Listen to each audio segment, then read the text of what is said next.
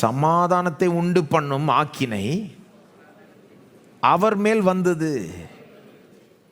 நமக்கு சமாதானத்தை உண்டு பண்ணும் தண்டனை.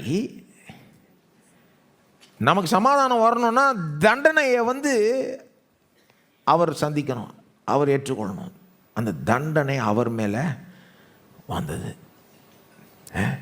எல்லாம் சொல்லுங்க, சமாதானம்.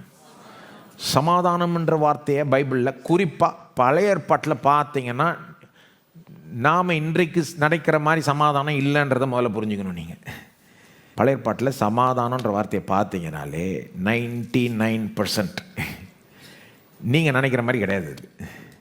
அல்லது இன்றைக்கு உலகத்தில் அவங்க சமாதானம்னு சொன்னால் என்ன அர்த்தத்தில் இன்றைக்கி சமாதானம்னு சொன்னால் நிறைய பேர் இன்றைக்கி கேட்பாங்க இல்லையா, சமாதானம் இல்லைங்க, எனக்கு ஜெபம் பண்ணுங்க, சமாதானமே இல்லைங்க, நிம்மதியே இல்லைங்க.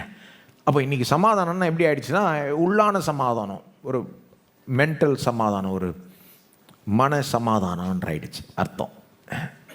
சமாதானம்னாலே இன்னர் பீஸ், உள்ளான சமாதானம், ஒரு மன சமாதானம்னு ஆயிடுச்சு.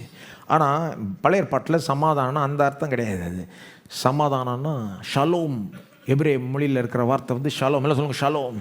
ஷலோம்னா எந்த குறைவும் இல்லாமல் இருப்பது, எதுவுமே தவறான விதத்தில் இல்லாமல் இருப்பது, எல்லாமே இருக்க வேண்டிய விதத்தில் இருப்பது, எல்லாமே முழுமை அடைவது, அறகுறையாக இருப்பதில்லை, முழுமை அடைவது, எதுவுமே உடைஞ்சி போய் இல்லாமல் எல்லாமே அழகாய் அமைக்கப்பட்டு அதெல்லாம் இருக்க வேண்டிய இடத்துல எல்லாமே கரெக்டாக இருக்க வேண்டிய விதத்தில் இருக்க வேண்டிய அளவுக்கு எல்லாமே பர்ஃபெக்டாக இருப்பது தான் ஷலோம். அந்த வார்த்தை ரொம்ப பெரிய வார்த்தை பழைய ஏற்பாட்டில்.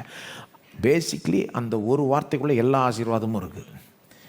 ஷலோம் எப்படி சொல்லப்படுது? நமக்கு சமாதானத்தை உண்டு பண்ணும் ஆக்கினை அவர் மேல் வந்தது, அவருடைய தழும்புகளால் குணமாகிறோம். அப்போ நீங்கள் அந்த ஏசாயா 53:4-6 அனலைஸ் பண்ணிங்கன்னா, நமக்கு வர வேண்டிய தண்டனைலாம் அவருக்கு போயிடுது.